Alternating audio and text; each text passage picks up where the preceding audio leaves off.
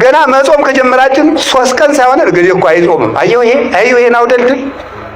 ገና መጸለይ ከመጀመራችን ሳምንት ሳይሆነን እርግጥ እኮ አይጸልይም። ሕፃናት ለክብራቸው አይጨነቁም። አይገርማችሁ? አንጥፎ ሕፃን አይፈራም፣ ያምናል። በፍጹም ነው የሚያምን። ሕፃን ምንም ጥርጥር የሌለበት አማኝ ሕፃን ነው። ጥርጥር ይህንን ቤተክርስቲያን ከልጅነታቸው ጀምሮ የሚያገለግሉ የሚደግፉ አንድ ትልቅ ሰው አሉ ሲባል እኔን ነው የሚሆን አትሉም ትላላችሁ። እንደዚያ ነው የምንላለ። መልካሙን ለራሳችን ነው የምትወስድ። እዚህ ሰፈር ሁልጊዜ የሚሰርቅ ሰው አለ ስል ደግሞ ምንድን ነው የምትሉት? እገሌ ሳይሆን አይቀርም ነው የምትሉት ማለት ነው። መልካሙን ለራሳችን ክፉን ለወንድማችን ነው የምንሰጠው ማለት ነው። አሁን ሐዋርያት ምን አሉ? በመንግስተ ሰማያት እንደው ትልቅ ሰው ማን ነው አሉ። ጌታን የጠየቁት አንተነህ መባል ፈልጓል ሁሉም ማለት ነው። ይህ ክርክር የተነሳባቸው ደግሞ አስታከው ለመጠየቅ ነው። በ3 ምክንያት ነው። ቅዱስ ጴጥሮስን ጌታ 3 ነገር ብሎታል። አንደኛ ስሞን ወልደ ዮና የዮና ልጅ ስሞን ሆይ አንተ ብፁዕ ነህ።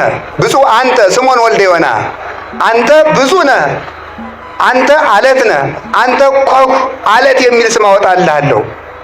ወበዛቲ ኮክ አንጻ ለቤተ ክርስቲያኔ በዚያች አለት ላይ ቤተ ክርስቲያኔን እሰራታለሁ።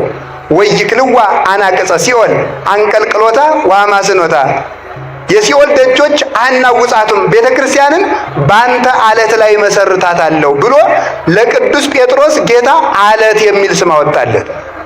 አሃ እሺ፣ አለት የሚል ስም አወጣለት። ለእኛስ አላወጣም። እንኳን አለት ድንጋይ የሚል ስም አላወጣለን። እሺ ለምን? አንድ ጥያቄ በሉ። ሁለተኛ ደግሞ ምን ይላል?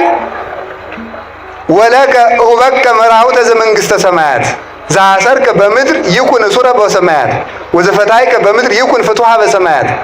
በሰማይ ያሰርከው በምድር ያሰርከው በሰማይ ይታሰራል፣ በምድር የፈታኸው በሰማይ ይፈታል። የመንግስተ ሰማያት መክፈቻ ቁልፍ እሰጥሃለሁ አለው። አሃ ቅዱስ ጴጥሮስ ነው የሚበልጥ ማለት ነው። ሁለተኛ ጥያቄ። ሶስተኛ ደግሞ አንድ ቀን ጸሐፍት ፈሪሳውያን ተሰብስበው መጡና መምህር አሉት ጌታን። አቤት። ለቄሳር ግብር እንክፈል አንክፈል? የዚህ ዓለም አንዱ ተንኮሉ መምህራንንና አባቶችን በፖለቲካ አጣብቂኝ ውስጥ ማስገባት ነው። አንዱ ተንኮሉ አሁን እዚህም ውስጥ እኮ አለ። እዚህ ወሬ ሊጠባ የመጣም ፖለቲካ የምንሰብክ መስሎት የመጣ እዚህም ውስጥ አለ። አሁን ማለት ነው። እነማን እንደሆኑ እግዚአብሔር ያውቃል። ለነፍስ ተምረህ ብትሄድ ይሻል ነበር ይልቅ ማለት ነው። አሁን ምን አሉት? ለቄሳር ግብር እንክፈል አንክፈል አሉት። አይ ክፈሉ ቢል አረ የሰውዬ ፖለቲከኛ ነው ሊሉት፣ አትክፈሉ ቢል ደግሞ በመንግስት ላይ ያምጻል ሊሉት ማለት ነው። ችግር እኮ ነው እናንተ። ከሰው ጋር መኖር እኮ ችግር እኮ ነው። ክርስቶስን በዚህ አጣብቂ ጥያቄ ጠየቁት ማለት ነው። ዛሬ ቤተክርስቲያን አባቶችን ይሄ መንግስት ልማታዊ ነው ቢባል ፖለቲከኛ ናቸው፣ እኒህ ሰውዬ ተነካክተዋል ማለት ነው ይባላል። ይሄ መንግስት ሌባ ነው ቢባል ደግሞ እኔም አላልኩም ተሰረቀም እንላለን። ሌባ ነው ደግሞ ከተባለ ደግሞ አሃ ይሄ መንግስት ሊገለብጡ ነው ማለት ነው ደግሞ ይባላል ማለት ነው። ችግር ሁሉንም ሲናገሩ ችግር ነው። ከዚያ በኋላ ጌታን ምን አሉት? ሳንቲሙ የማሲ ሳንቲሙን አምጡት አላቸው። አመጡት። ዘመኑቱ መልኩ ወመጽሐፉ ከመጽሐፉ ላይ የተጻፈው ስምና ፎቶ የማን ነው አሉ።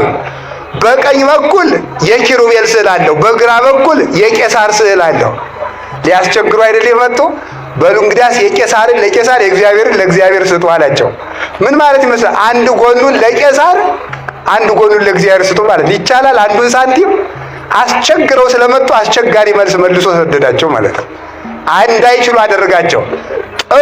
ጥሩ በዚህ ተረተናል አሉና ሌላ ቀን ከበድ ያለ ጥያቄ አመጡ። ለደቀ መዛሙርቱ ቀረብ አሉና መምህራችሁ ግብር የማይከፍል ለምንድን ነው አሉ። አሁን የማይታለፍ ጥያቄ አመጡ። በሐሳብ የመጣውን በሐሳብ ረታቸው። አሁን በተግባር መጡ። መምህራችሁ ለምን ግብር አይከፍልም አሉ። የነገስታት ልጆች ይገብራሉ አይገብሩም አላቸው። አይገብሩም ያስገብራሉ እንጂ። እንግዲህ እኔ የአብ የባህሪ ልጁ ገብራለሁ እንዴ? አስገብራለሁ እንጂ የንጉሥ ነገሥት የአብ ልጅ እኮ ነኝ እኔ፣ የንጉሥ ልጅ እኔም ንጉሥ ነኝ አላቸው። ግን ከመይታ አወቁ ህዝብ ህዝቡ እንዳይበጠበጥ ግን አለ ቅዱስ ጴጥሮስን ሂድና ባሕር እዚያ አሳ ተቀበልና አሳ አጥማጆች ሄደህ አሳው ግብር አምጥተህ ክፈል አለው። እዚያ በኋላ ተመልከቱ ምን አደረገ? አሳው ሲወጣ ከአሳው ውስጥ ምን አገኘ? ወርቅ ዲናር አገኘ። እዚያ በኋላ ያንን ከፈለ። ምን አደረጉ መሰላችሁ? ሕግን ማክበር ስለሚገባው የሕግ ባለቤት ስለሆነ ግብር ከፈለ።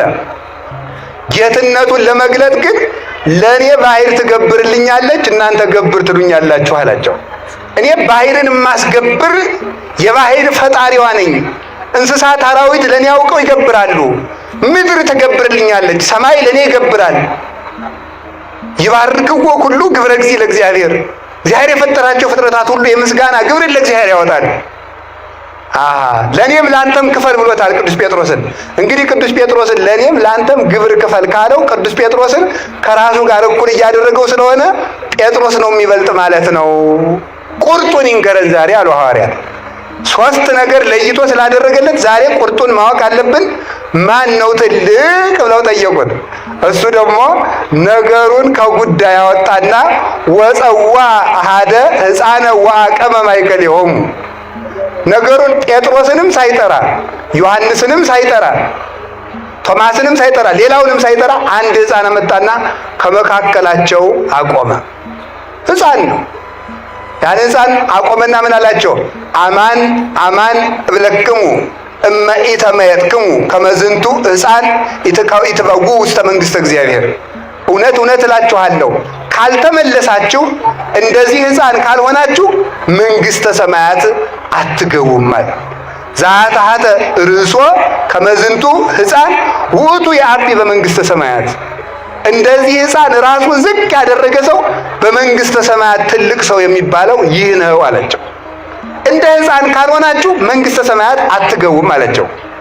እንደ ሕፃን ካልሆናችሁ ማለት ምን ማለት ነው? ይችን ልንገራችሁ። አንድ ሰው መንግሥተ ሰማያት ለመግባት እንደ ሕፃን መሆን አለበት። ሕፃናት አላችሁ? ዛሬ የሕፃናት ቀን ነው በእውነቱ። እንደ ሕፃን ካልሆናችሁ መንግሥተ ሰማያት አትገቡም። የሕፃናትን ጠባይ አንድ ሁለት ሶስት ልንገራችሁ። አንደኛ ሕፃናት አንዱ ጥሩ ጠባያቸው ምንድን ነው? አማኞች ናቸው። ምኖች ናቸው? አማኞች ናቸው። ሁሉ እንደሚያምኑት ማለት ነው። ይሄንን ወስጄ ይሄ ስሙ እንግዲህ ተቀርጾ መስቀል ነው፣ ግን እንጨት ነው። ይሄ ወርቅ ይባላል ብለው እሺ። ማን ነው እንደዚያ የሚለው? ሕፃን ማለት ነው። ይሄ ሰው ነው ስሙ ብለው እሺ ነው የሚለው ማለት ነው። ሕፃን አማኝ ነው። ሃይማኖት ይኖራችሁ ማለት ነው። እንደ ሕፃናት ያለ ሃይማኖት የለው ሰው የለም። እነገሌ ቤት ጅብ ታስሯል ቢባል እሺ ማን አመጣው አይል፣ እነማን አመጡት አይል፣ ምን ይበላል አይል፣ ሰዎቹ እንዴት ቤታቸው ሲያስቀምጡት አይበላቸውም አይል፣ ዝም ብሎ ማመን ማለት ነው። ሕፃን አማኝ ነው። ስለዚህ እመኑ፣ ሃይማኖት ይኖራችሁ። አሁን ለዚህ ነው ኦርቶዶክስ ተዋሕዶ ቤተክርስቲያንን የሚነቅፉ ከኛ ቤተክርስቲያን ውጭ የሆኑ አንዳንድ ሰዎች ምን ይላሉ? ኦርቶዶክስ ተዋሕዶ ቤተክርስቲያን ሕፃናትን ለምን ታጠምቃቸዋለች? መጀመሪያ እምነት መቅደም አለበት ይላል። ለመሆኑ የሕፃንን ያህል የሚያምን ሰው አለ? በፍጹም የለም። ሕፃን ምንም ጥርጥር የሌለበት አማኝ ሕፃን ነው። ጥርጥር የሌለበት ሃይማኖት ከሌላችሁ መንግሥተ ሰማያት አትገቡም ማለት ነው። ከቃሉ ጋር ናችሁ? ከቃሉ ጋር ናችሁ? ሕፃን አይፈራም፣ ያምናል። በፍጹም ነው የሚያምን። ሁለተኛ ደግሞ ሕፃን ምን በላ ምን ጠጣ የሚቀጥለው ዓመት ምን ይሆናል ብሎ አይጨነቅም። ዘንድሮ ድርቅ ይሆናል፣ ፖለቲከኛ በዛ፣ ሰው ተፋጀ ብሎ ይጨነቃል? አይጨነቅም። ፈጽሞ አይጨነቅም። ለዚህ ዓለም አትጨነቁ፣ ለሰማይ መንግስታችሁ ተጨነቁለት። የሰማይ መንግስት ስትፈልጉ የምድር መንግስት ይሰጣችኋል። የሰማይ ሰላም ስትፈልጉ የምድር ሰላም ይሰጣችኋል። የሰማይ ሀብት ስትፈልጉ የምድር ሀብት ይሰጣችኋል። ስለዚህ ለዚህ ዓለም አትጨነቁለት ለማለት አንዱ የሕፃን ጠባዩ ይሄ ነው። ሕፃናት አይጨነቁም። ሶስተኛ ደግሞ ሕፃናት ለክብራቸው አይጨነቁም። አይገርማችሁም? አንጥፉልኝ አይሉ፣ ጎዝጉዙልኝ አይሉ፣ ተለቅ ያለውን ወንበር ለኔ ስጡኝ አይሉ። ዝም ብለው ደው ጉቸት ያለ ማለት ከጭቃው ላይ ሁሉ ማለት ነው። ለክብራቸው አይጨነቁም። ትውት ናቸው ማለት ነው። ቁጭ ብሎ ጭቃው ላይ ማለት ሰው በወርቅ ተቀምጦ እነሱ ሄደው ጭቃው ላይ ቁጭ ይላል። ለክብርህ አትጨነቅ ነው። ለክብሩ የሚጨነቅ ሰው በእግዚአብሔር መክበር አይችልም። ለክብሩ የሚጨነቅ ነው ራሱን ብቻ መስማት የሚችል ሰው፣ ራሱ የራሱ ክብር ብቻ የሚታየው በራሱ ክብር ተለጉሞ የሚኖር ሰው እግዚአብሔርን ብርሃን አያይም። ከጉድጓድ ውስጥ የሚኖር ሰው ፀሐይን ማየት እንደማይችለው ሁሉ የገዛ ክብሩን የሚያይ ሰው የእግዚአብሔርን ብርሃን ማየት አይችልም። ሁልጊዜ እንቁራሪት አሉ የምትጮህ ባህሩን የማስተዳድረው እኔ እየመሰላት ነው አሉ። በጣም እኮ የሚገርማችሁ ማለት ማታ ማታ ወንዙ ስጮህ አትሰማትም? እንቁራሪት የምታቅራራ የባህሩ ጌታ እኔ ነኝ ብላ ነው ማለት ነው። ግን የሚያኖራት ማን ነው? ባህሩ ነው የሚያኖራት። ባህሩ ያኖራታል እንጂ እሷ ባህሩን አታኖረውም። ሰው ከሌለ ዘንድ እኛ ነው ሰው የሰው የበላይ ይሆን ይመስልናል በእውነቱ ማለት ነው። ስለዚህ ትንሽ ከጸለይን፣ ትንሽ ከጾም፣ ትንሽ ከሰገድን እኮ ኩራታችን እኮ አያስቀምጥም። ስንፈርድ ገና መጸለይ ከመጀመራችን ሳምንት ሳይሆነን እገሌ እኮ አይጸልይም። ገና መጾም ከጀመራችን 3 ቀን ሳይሆነን እገሌ እኮ አይጾምም። አየሁ ይሄን አውደልድል ስንት ቤተክርስቲያን እየጠፋ ይላል። ተመልከቱ። አንዲት ሴትዮ ገዳም ዕለቱን ገብታ አሉ እሳት እየሞቀች እሳቱ ፍንጥር ብሎ ፈጃታል። ፍንጥር ብሎ ሲፈጃት ዕለቱን ገዳም የገባች ዕለት ነው። እናንተ እኛን ጻድቃኖችን እንዲህ የበላ በዓለም ያለውን እንዴት ሊያደርገው ነው ማለት ዕለቱን ገብታ ማለት ነው። ይገርማል እኮ በእውነቱ ማለት ገና ምኑንም ሳንጀምረው ማለት ነው። አንድ ነገር ሳንጀምር መመጻደቅ መኩራት እንጀምራለን ማለት ነው። እኔ እንዲህ ያለው ጻድቅ ነኝ፣ እንዲህ ያለው ጸሎተኛ ነኝ፣ ጸበልጅ ብዙ ገዳማት አውቃለሁ። ብዙ ገዳም ነው የምታውቅ እንጂ ገዳማዊ አይደለም። ብዙ ገዳም ልዞር ትችላለህ፣ ግን ገዳማዊ ግን አይደለም። እንኳን ጸሎተኛ ልሆን ስለ ጸሎት እንኳን እውቅና የለንም። ስለዚህ ስንመጻደቅ ስንመካ ሕፃን ልጅ ለራሱ ክብር አይጨነቅም። አሁን ዓለምን የሚያፋጀው ምንድን ነው? ለራሱ ክብር መጨነቅ ነው። ሁሉም ሰው የኔ ዘር ታላቅ ነው ይላል። የማን ዘር ነው እንግዲያ? ትንሽ እንደው እኮ ግሩም ነው። ሁሉም ሰው የኔ ዘር ትልቅ ነው። ሁሉንም ሰው ስሙት ማለት እኛ ኢትዮጵያውያን፣ ደግሞ ስትሄዱ እኛ ሶማሊያውያን፣ ቀጥል እኛ ናይጄሪያውያን፣ ቀጥል እኛ ሞሮኮዋውያን፣ ሁሉም ማለት ነው። እኛ እንደዚህ እኛ እንደዚህ እንዲህ ያለውን ኩራት ነው መተው። ልናገር አንድ ቃል አይከፋችሁም? የሚፈርስ የሚበሰብስ የባሰም ልናገር ነው። የሚተላ የባሰም ልናገር። የሚሸት የሰው ልጅ ምን ያኮራዋል ይላል ሲራክ ነው ያለ። በሶስተኛው ቀን ቀብረው ሲመለሱ የምትለወጥ አይደለም እንዴ ይላል። ምን ያኮራል? ቁም ነገር አይደለም ኩራታችን። እውቀቱን ስንኮራበት ምን ትፍከ ዘይነሳ አይቀም ካልከ ተምረህ እኮ ነው።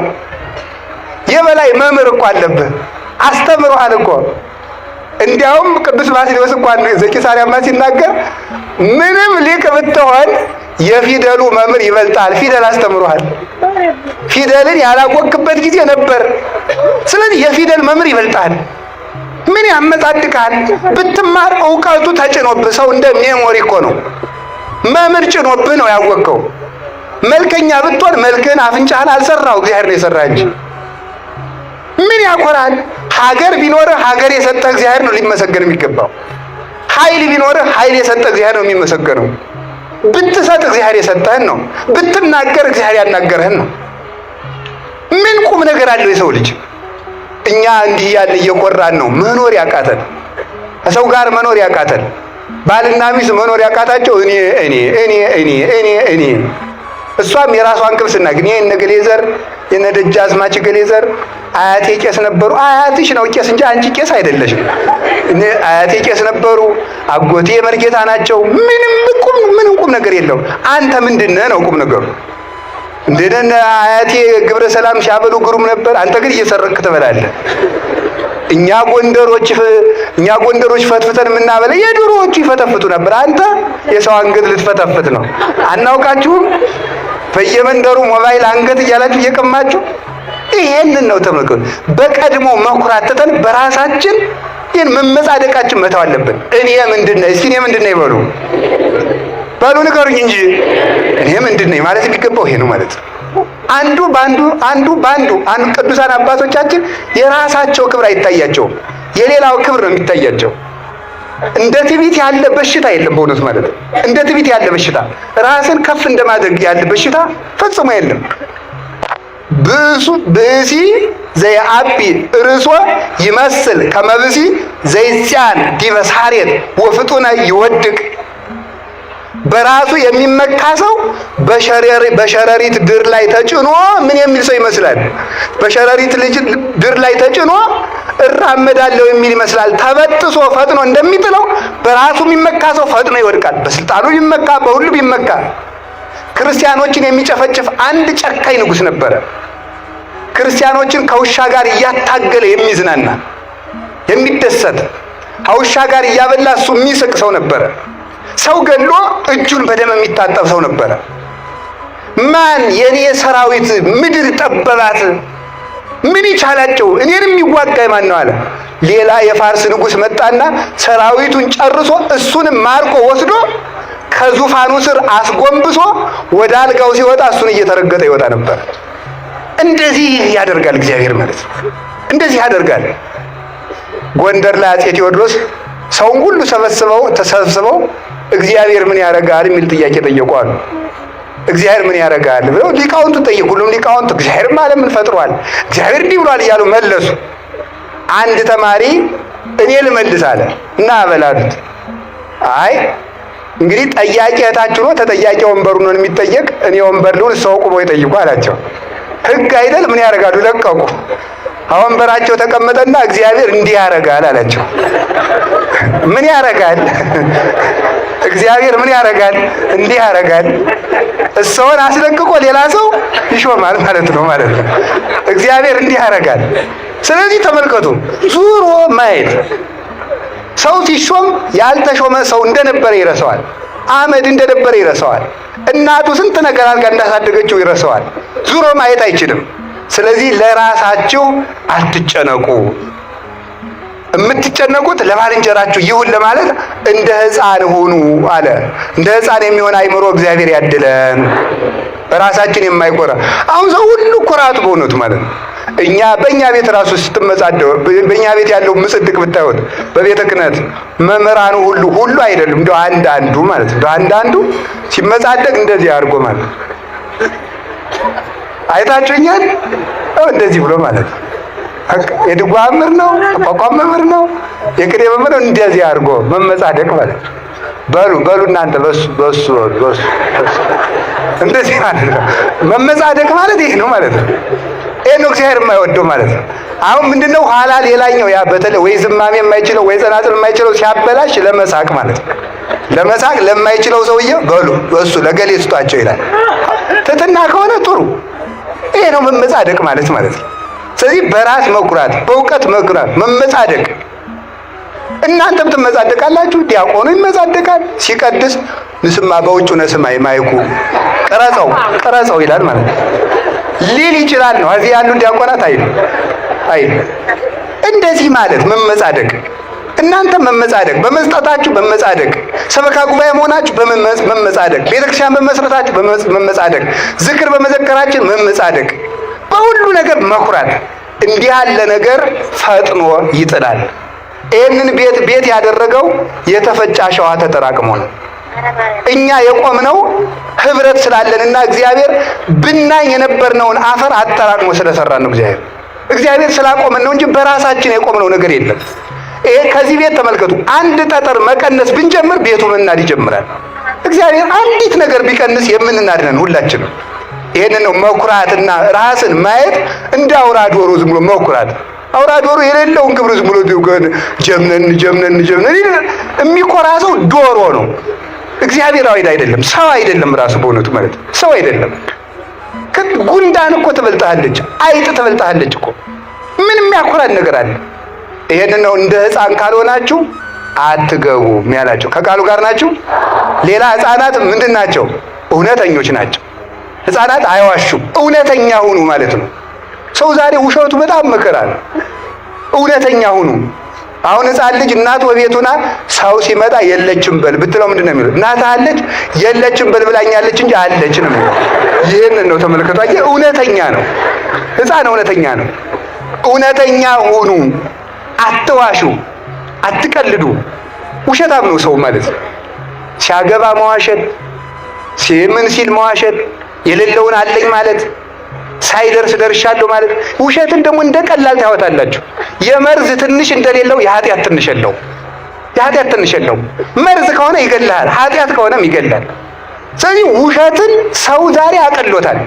ኃጢአት የሚመስለው ወይ መግደል ወይ ዝሙት ብቻ ነው የሚመስለው፣ ወይ መስረቅ ነው። መዋሸት ትልቅ ኃጢአት ነው። እግዚአብሔር እውነት ነው። እንዲያውም እግዚአብሔር እውነት ስለሆነ ከእግዚአብሔር ጋር ቀጥታ ትግል የሚገጥም ሰው ውሸታም ሰው ነው። እግዚአብሔር እውነት ነውና አትዋሹ፣ እውነተኛ ሁኑ። የሌላችሁን አለኝ አትብሉ፣ ያላችሁን የለኝም አትበሉ። ከቃሉ ጋር ናችሁ። እግዚአብሔር ከሁላችን ጋር ይሁን። እስመ ሐሰት ርዕሰ አመፃ፣ ሐሰት የክደት ሁሉ ራስ ነው፣ የኃጢአት የበላይ ነው። ይህንን ውሸት ነው ማጋለጥ ያለብን። እንወር ብለን መዋሸት ፍጹም ነውር ነው በእውነቱ ማለት ነው። ነገ ለሚታሰር አንደበት ማለት ነው። ነገ ለሚታሰር አንደበት እንወር ብለን፣ አንዳንዱ ገንዘብ ብሎ፣ አንዳንዱ ፈርቶ ይዋሻል። ነገ ግን እንታሰራለን። በመኮንነ ጽድቅ በኢየሱስ ክርስቶስ ፊት እንቆማለን። ያን ጊዜ እሱ ምስክር አያሻውም። ራሱ ኃጢአታችን አስጥቶ ይመለከተዋል። ሰጣዩ ለኩሉ ክቡት፣ የተሰወረውን ሁሉ እንደ ስጡ አስጥቶ ገልጦ የሚያይ እሱ ክርስቶስ ነው። በክርስቶስ ፊት በቆምን ጊዜ ዛሬ በልብስ የሰወርነውን፣ ዛሬ በቀሚስ የሰወርነውን፣ እንደ መነኩሴ ዛሬ በቆብ የሰወርነውን፣ ዛሬ በካባ የሰወርነውን፣ ዛሬ በሻሽ በቀሚስ በመስቀል የሰወርነውን፣ እናንተ ደግሞ በነጠላ የሰወራችሁትን፣ በዝክር የሸፈነውን፣ በመመስወት የሸፈነውን ሌብነት ክርስቶስ ነገ አውጥቶ ይገልጠዋል። ያን ጊዜ ማን ይሸፍነዋል? ተራሮችን ተናዱብን እንዳንል በሱ ፊት ናቸው። የኃጢአት መጋረጃ ሁሉ ተገልጦ የሕይወታችን መዝገብ ወጥቶ ይነበባል።